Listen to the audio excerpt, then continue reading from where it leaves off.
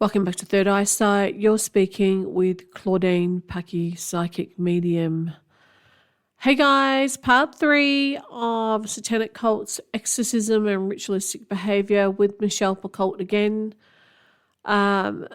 This part of the podcast is all about relating it to movies like The Exorcist, how things have actually turned out, how we've tended to monetize ritualistic behavior, such as how we do white saging, how we use crystals to do clearings, how meditation is a major part of it.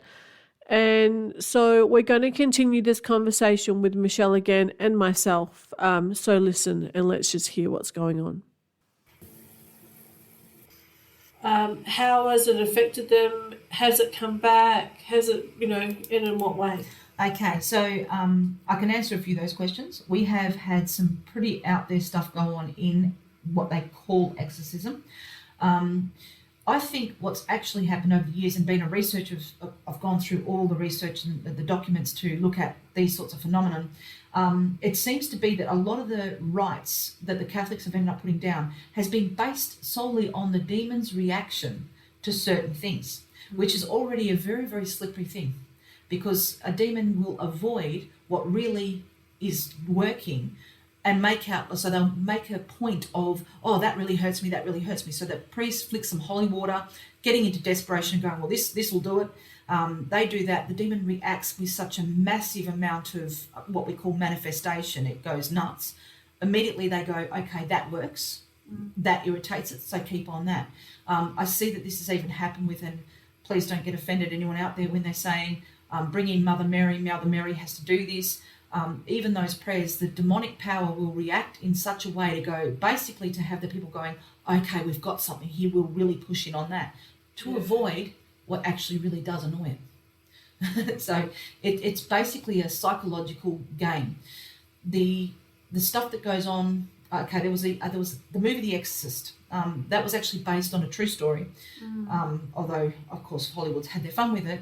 The phenomena that was going on, the manifestations, it was actually a young man who was going through it. He was only 13, I believe. Those priests that stepped in and did that were actually Jesuit, coming out of a Catholic order, but they were Jesuit. They worked very, very hard, and they worked for, I think it was 3-4 months straight with this young man.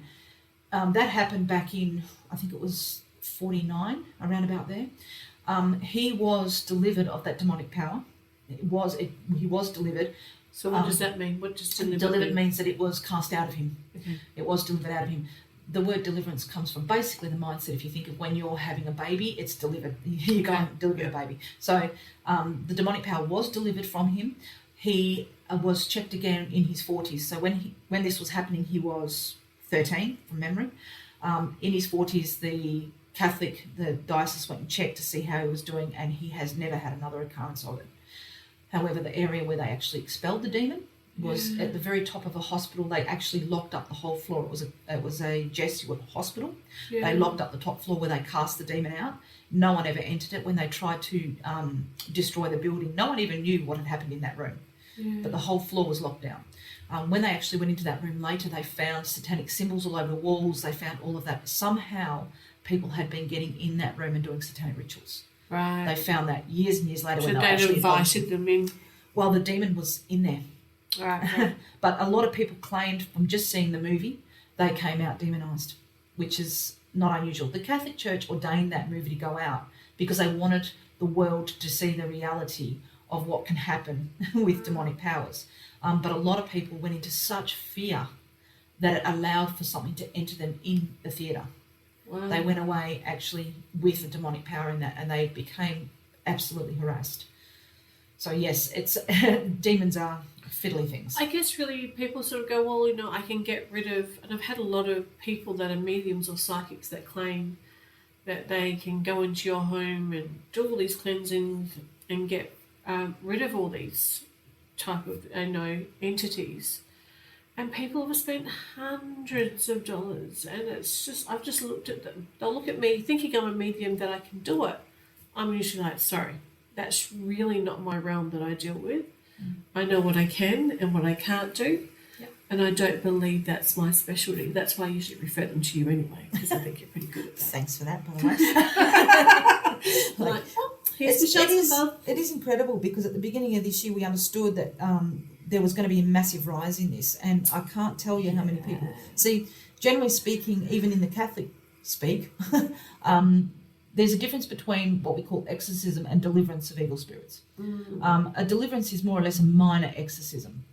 It's only been in the last couple of years that Set Right has said, okay, we're going to do exorcism. Yeah. Realising that when we really started getting into that in actual fact, a lot of the phenomena we were seeing right at the beginning of the ministry. We were doing exorcism without even knowing it. We don't follow the Catholic rites of exorcism. Is there some like registration, some license? Is it like... The Catholic Church would say yes. You can only do it if you're an ordained priest and a priest as an exorcist. However, that is not the truth of the scriptures. Right. The scriptures are very clear. Jesus said, in my name you will cast out demons, heal the sick, raise the dead. So it was very clear. The qualification was to come in the authority of Jesus Christ. That's basically what he sent his people to do, to actually do that work. He also went into death, preached to those who were dead, and set them at liberty into eternal life. That is another operation of a Christian minister. We should be dealing with the dead by actually ministering to them and actually bringing them out of death and into eternal life. And that is actually, I think it's very, very different from saying, I'm going to move them from this realm of death to that realm of death, basically, or that dimension. So it's because a lot of mediums sit in shades. Yes. They come from the light or they're coming from the dark, those sorts of things. They try to move the dead into the light. So they try to, okay, I'm going to move you into the light. The fact is, we humans have different brainwaves, okay? Different brainwaves sit on frequencies.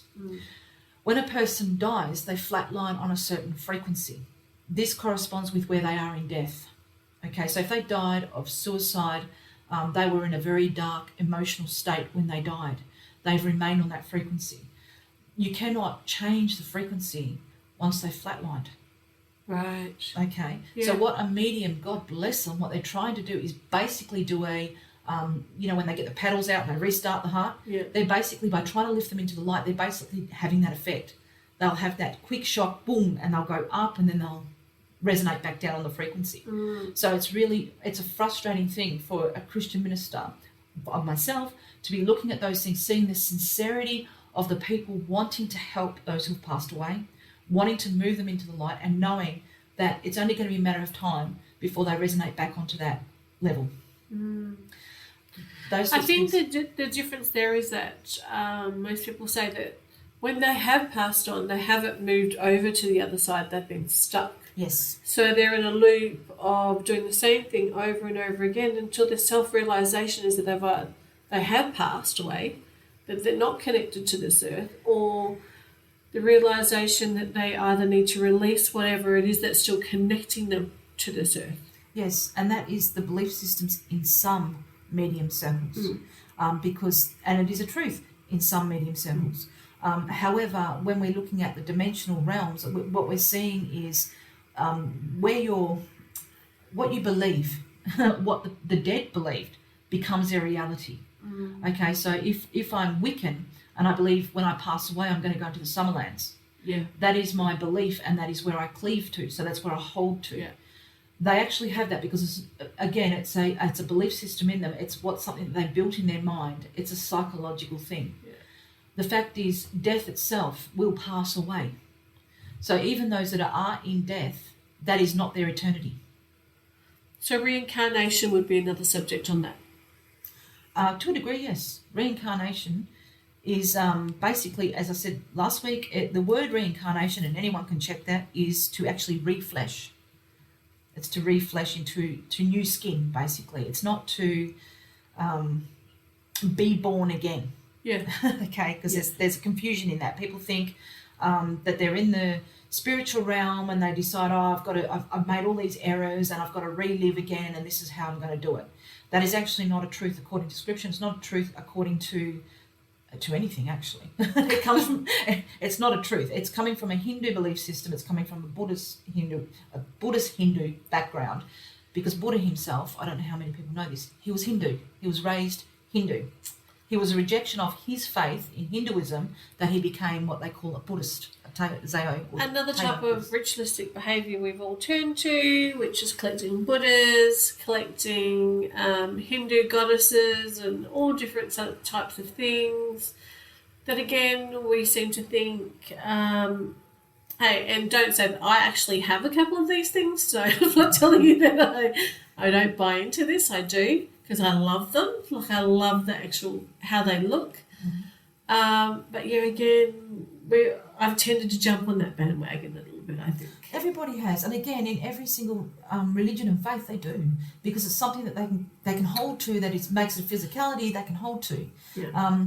In the Hindu faith, so Buddha made it very, very clear to his, well, he actually didn't speak, but Buddha was clear, I am no God. Yeah. He made that clear. So basically what people are cleaving to when they're cleaving to Buddha is a dead guy, yeah. To be honest. They cling to a dead guy, and a dead guy who did not want to be a god. The reason why Buddha did not want to be a god and did not want to be followed as a god was because the Hindu faith, believing in karma and reincarnation, Buddha didn't want. He rejected that as a whole. He didn't want to have to relive. So he rejected it, and then came Buddhism as an offshoot of Hinduism. As for the Hindu entities, everybody would know there's so many. I'm startled every time I go in to do, people ring me up and ask me to do a house cleaning. You go in and you see Shiva, statues of Shiva everywhere. Shiva is a destroyer god. His function, he was actually got rid of mine when you told me that, like I was like, I really love this. I think she's so pretty. And when you told me that, I was like, that's it. I actually donated it to the lady down the road. Yeah. And unfortunately, because people want, as I say, they want something to hold to. But research Shiva. Shiva is a destroyer. And what we find is when we're going into the house, the people want the good, so-called good aspects of Shiva. They don't realise that you can't take the good without the bad. Yeah. And if you don't offer what Shiva wants, then Shiva will act in accordance to his characteristics. All right.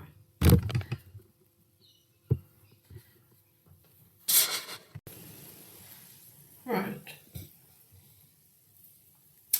So I guess in essence, the thing is, when I was thinking about when you were having the conversation, is that if we got rid of every little tote, every little bit of sage, everything that, like crystals, at the end of the day, we don't really need any of that to really cleanse, get rid of. It's really a mindset as part of it. It is. In Christian circles, it's very, very clear that your faith is the substance that is used to do something spiritually. In occultism, in Satanism, and all of those things, it's actually the will, intention, or what they call the magical substance, which the magical substance is literally a part of our soul, because it's our intention, our will, putting our emotion into it. It's essentially the same. So our belief systems is what actually gets us. I know the Bible has a verse which is very short. It says, only believe. Yeah. So when you're going in and you're doing all these things, it has, not only does it have an effect spiritually, but it also has an effect for the person psychologically. So they can, because they're putting their trust and their hope and their faith in the practitioner, the faith is actually what does the work. So I just had a great thought then. A lot of cultures, had their totems and had their white sage, like we were saying, for the American Indians, and that was their belief system with their sun gods, their water gods and everything else, that would bring in more wealth or security or get rid of disease. So a lot of this stuff still has come from those cultural backgrounds as well. Indeed, yeah. And that's the thing. People tend to forget that God made the universe. He made everything that is in it. The elementals that we deal with on the earthly level are real. They're absolutely real. The Indians, as well as the Aboriginals and the Maoris and all of those sorts of cultures, they were created by God to take care of the land. In fact, all man was supposed to take care of the land. These certain indigenous ones, they are very, very big on working with the elementals. We actually are supposed to do that.